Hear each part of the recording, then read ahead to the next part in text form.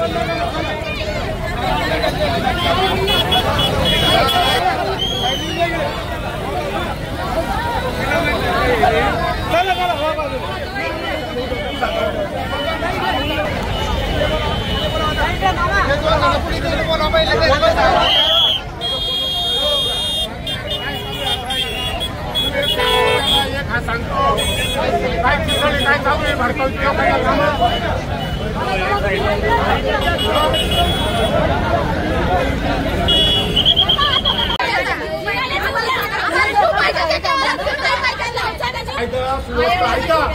Minute, तुमची काय तक्रार असेल तसलं घेतलं जाईल.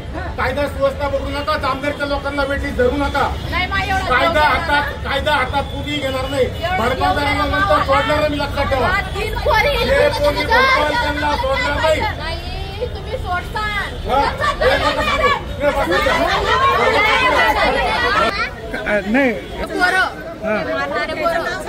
घरी आले काय तो विनोद आहे, संतोष आहे, ते बाकीचे पोरं आहे. बाकीचे पोरं नाव सांगताय जवाले, याचं नाव माझ्या ध्यानामध्ये निवडून आले. तो संतोष साधे विनोद्या ते आले, माणसाले घरून घेऊन गेले. मी म्हणून माणूस काम करले की घरामध्ये म्हटलं माझा दसरा आहे, जातो तो जाऊ दे म्हटलं. माझ्या जेवला बी नाही. ते 7 वाजेचे घेऊन गेले माणसाले. आणि मला अजून मा घरी आले, प्रदीपाला का म्हणे विचारायला, तर मला मालूम पडलं तुम्ही नसले आणि तुम्ही मला विचारताय. म्हटलं मी म्हणायला लागली तुमच्यावर पोलीस केस करते मी. ते म्हणत पोलीस काहीच करू शकता नाही म्हणे. लेडीज म्हणे तुम्ही, लेडीज म्हणे तुम्ही ना, मला एकच पाहिजे. मला 3 पोरी माहिती 3 शेजार झाले.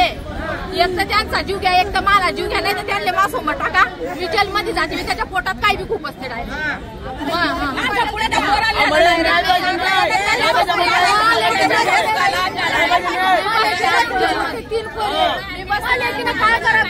प्रदीप कडू चांदणे याची डेड बॉडी सापडलेली आपल्याला हिवरी खायला रोडला.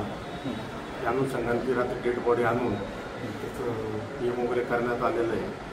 आज त्याची जी पत्नी तिने काही संशयित लोकांचे नावं दिलेले आहे. त्याच्यामध्ये संतोष सोमा जोहरे, विनोद लक्ष्मण मध्ये अजून 2 नावं आहेत.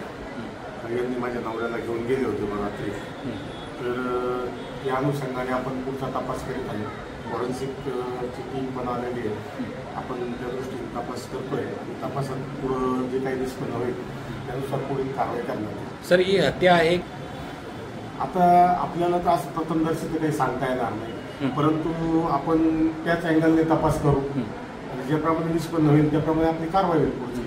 मैताच्या शरीरावर काही खुणा वगैरे आहेत का किंवा पोस्टमॉर्टम मध्ये काही समोर आलं का? पोस्टमॉर्टम मध्ये वगैरे आहे, कोंडाला वगैरे असं काहीतरी मारायच्या वगैरे खुणा वगैरे आहे. बऱ्याच जे बी राहील आपल्याला पीएमच्या माध्यमातून, फॉरेन्सिकच्या माध्यमातून किंवा त्याचे जे काही अवयव आपण राखीव ठेवलेले ते फॉरेन्सिकच्या जातील, त्या अनुषंगाने पुढचा आपण तपास करू.